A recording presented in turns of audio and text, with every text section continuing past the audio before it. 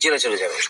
ওই জেহাদি মনোভাব, স্বেচ্ছায় জেলে চলে যাবেন, জীবন দিয়ে দিবেন, মানে লাভ দিয়ে পড়বেন, জান্নাত পাবেন।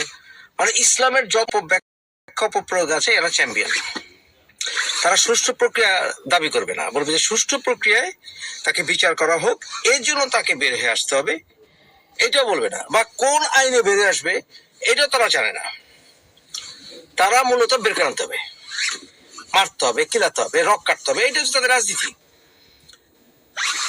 এই জামাতের মূল উদ্দেশ্য হচ্ছে তাকে বের করে নিয়ে এসে প্রমাণ করা, এই সরকারের মাধ্যমে, এই সরকারের কাঁধে বন্দুক রেখে প্রমাণ করা যে যুদ্ধাপরাধী যারাই ফাঁসিতে ঝুলেছে সবাই আসলে জুডিশিয়াল কিলিং এর victim.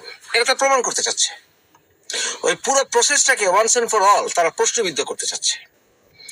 This what it is. কিন্তু গোলাম আজম, মতিউর রহমান নিজামী, মাশাআল্লাহ, যাকে আমরা জুতা মেরেছিলাম 90-এর দশকে গোড়ায় ঢাকা ইউনিভার্সিটিতে, আর গোলাম আজমকে জুতা পেটা করেছিলাম আমরা স্টেডিয়ামে। যাই হোক, এই গোলাম আজম, মতিউর রহমান নিজামী, আলী হাসান মুজাহিদ বলেছিল দেশে কোন যুদ্ধাপরাধী নাই, এদেরকে হিরো বানানো। জামাত কোনোদিন কিয়ামত পর্যন্ত পাকিস্তানের দোষরতা ছাড়বে না। কিয়ামত পর্যন্ত তারা তাদের যুদ্ধাপরাধ স্বীকার করবে না। তারা লজ্জিত বলবে না, জাতির কাছে ক্ষমা চাইবে না। তাদের ভেতর থেকে যারা জামাতকে পরিশোধন করতে চাইবে তারা দল থেকে ছেড়ে চলে যেতে বাধ্য হবে। যেমন ব্যারিস্টার রাজ্জাক দল ছেড়ে চলে গিয়েছিলেন, এবং গোলাম আজম নিজের মুখে বলে গিয়েছিলেন যে জামাতের হেডকোয়ার্টার লাহোরে, এখনো লাহোরে, ওখান থেকে কমান্ডার সে। তো কি আশা করেন? দেখবেন এখন ওই জামাতি দোসরা যারা সোশ্যাল মিডিয়া, এই পিনাকিরা, ইলু আর পিনাকি, এরা দেখবেন এখন এই দুদিনের মধ্যে এই আজহারের ব্যাপারে কথা বলে বসতে পারে। দেখবেন সম্ভাবনা আছে, সিরিয়াস সম্ভাবনা আছে। এই জামাত নাকি দুর্নীতি করে না। জামাতের দুর্নীতি, জামাতের ভেতরে যারা ঢোকেনি, জামাতকে যারা ভালো করে অবজার্ভ করেনি, তারা জানেই না জামাতের দুর্নীতি কিভাবে হয়। এখন তো দুই একটা ফোন লিক দেখেন, যেমন ফেনীতে ফোন লিক দেখেছেন যে ওই চাঁদাবাজি করতে গিয়ে এক মাদ্রাসা শিক্ষকের কাছে কিভাবে ফোন লিক হলো। চিটাগাঙে দেখেছেন ইমামকে কিভাবে থ্রেট দেয় এই শিবিরের নেতা, দেখেছেন না? এছাড়া বিভিন্ন দেশে কোঅপারেটিভ করে এরা। সৌদি আরবে করে, সৌদি আরবে ওই বিশ্ব তরুণ প্রজন্ম একটা পেজ চালাতো, ওখানে ওরা কিভাবে করাপশনের সাথে জড়িত হয়েছিল আমরা জানি। তারপরে ইংল্যান্ডে, আমেরিকাতে বিভিন্ন রকম কোঅপারেটিভ করে এরা দুর্নীতিগুলি করে, জমি জমা বিক্রি টিক্রি। এছাড়া ব্যাংকিং তো ইসলামিক ব্যাংকিং প্রমাণ। তাই যারা বলে জামাত দুর্নীতি করে না, দুর্নীতিবাজ না, তারা জামাতকে চেনেনি না। আর এই দলটি তো পিচ্ছি। এই দলটা যদি জামাত এই বড় ফুল ফেপে যদি আওয়ামী লীগ বা বিএনপি সমান হয় তাহলে কি হবে? তাহলে বুঝতেও পারবেন না, চিন্তাও করতে পারবেন না। আর তারা তো সবকিছুই আল্লাহর হস্তে একে অপরকে প্রকাশ করতে না করে, কারণ এটা তো একটা মাফিয়া গোষ্ঠী। জামাত সবচেয়ে বড় মাফিয়া। এরা এরকম রেজিমেন্টেড, এর দলের বাইরে কোনো কিছু গেলে এরা মনিটর করে, এই রক কাটা বাহিনী মনিটর করে, তারা তাদের সদস্যদেরকে মনিটর করে। ডেঞ্জারাস এই জামাত।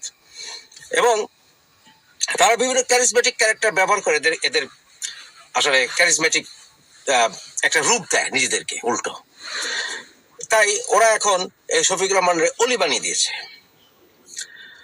আর সর্বোপরি এই জামাত যদি একবার ভাই তাদের দোসরদেরকে নিয়ে, এবার বিএনপি বাদ দিয়ে যদি দোসরদেরকে নিয়ে তারা যায় ক্ষমতায়, কোন মতে যায়, তাহলে দেশটাকে গণতন্ত্র গণহত্যা করবে। আর যারা মনে করে ফাইন্যান্সিয়াল করাপশন, যদি ধরেন জামাত ফাইন্যান্সিয়াল করাপশন করে না, জিরো ধরেন, জিরো, তাও ডেঞ্জারাস। ভারতে যারা হিন্দুত্ববাদী, মৌলবাদী, ফ্যানাটিক, তারা কিন্তু ভাই কারাপশন করে না, তাদের বিরুদ্ধে করাপশন পাবেন না। কিন্তু তারা কি করে? মানুষের স্বাধীনতাকে কোরবানি করে দেয়, জব করে। মানুষের বাক স্বাধীনতা, কালচারাল স্বাধীনতা, গণতান্ত্রিক যত অধিকার আছে, মানবিক যত অধিকার আছে, এগুলোকে জবাই করে এরা।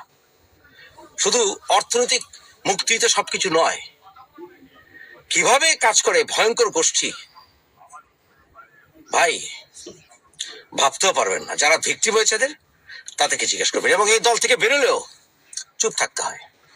কারণ কি জানেন, বেশি কথা বললেও আপনার জীবন বিপন্ন হবে, আপনাকে ধ্বংস করে দিবে। মামলা বলে জামাই সহ 2 লাখের আগে দিয়ে 1 লাখ দিয়েছেন না,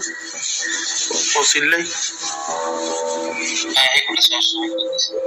এটা আপনার এই জন্য মানে ওই আইইউ তো চেঞ্জ হয়ে গেছে এটা আর কি, এটা ডিসক্লোজ করে ফেলবে। ও নতুন আইইউ আইছে কেন? ও ভাইয়া অনেক কমিশনের টাকা বেলারে হিন্দি দিলাম 1 লাখ, পরে দিলাম 2 লাখ, আমরা আবার ওই ঠিক আছে আমি এবার ইয়া করি পত্রে কল দিয়ে। আমি 16ই ডিসেম্বর দেশ স্বাধীন হল, 20শে নভেম্বর রমজানের পরের দিন, রমজান শেষ হলো রমজানের পরের দিন, ঈদের পরের দিন জামাত ইসলামের কেন্দ্রীয় ওয়ার্কিং কমিটির মিটিং এ যোগদান করার জন্য আমি লাহোর গেলাম। জামাতের হেডকোয়ার্টার তো লাহোর, তখনও ছিল লাহোর, এখনো লাহোর, তখনও ছিল লাহোর, এখনো লাহোর, তখনও ছিল লাহোর, এখনো লাহোর। অন্যতম প্রধান ইসলামপন্থী দল জামায়াতে ইসলামীর অন্যতম সহকারী secretary general barrister Abdur Razzaq দল থেকে পদত্যাগ করেছেন। তিনি বলছেন যে 1971 সালে দলটির যে ভূমিকা ছিল বাংলাদেশের মুক্তিযুদ্ধের সময়, সেটির জন্য ক্ষমা প্রার্থনা এবং দলটির ভেতরে নানা রকম সংস্কারের জন্য তিনি বহুদিন ধরে দলের ভেতরে দাবি তুলে আসছেন, কিন্তু সেই দাবিগুলো উপেক্ষিত হওয়াতেই শেষ পর্যন্ত তিনি পদত্যাগের সিদ্ধান্ত নিয়েছেন। ব্যারিস্টার রাজ্জাক এখন স্টুডিওতে আমার সঙ্গে উপস্থিত রয়েছেন। ব্যারিস্টার রাজ্জাক, আপনাকে অনেক ধন্যবাদ এখানে আসবার জন্য। আপনাকেও ধন্যবাদ পলক। প্রথমেই প্রশ্ন যে আপনি বলেছেন আপনার পদত্যাগ পত্রে যে 1971-এর ভূমিকার জন্য জামায়াতের ক্ষমা প্রার্থনার প্রশ্ন এবং দলের ভেতরে সংস্কার এবং পরিবর্তনের প্রশ্ন, এগুলো নিয়ে অনেক দিন ধরে আপনি বলে আসছেন দলের ভেতরে নানা ফোরামে। তো যদি অনেক দিন ধরেই বলে এসে থাকেন, তাহলে তখন এর আগে পদত্যাগ করেননি কেন, এখন কেন করছেন?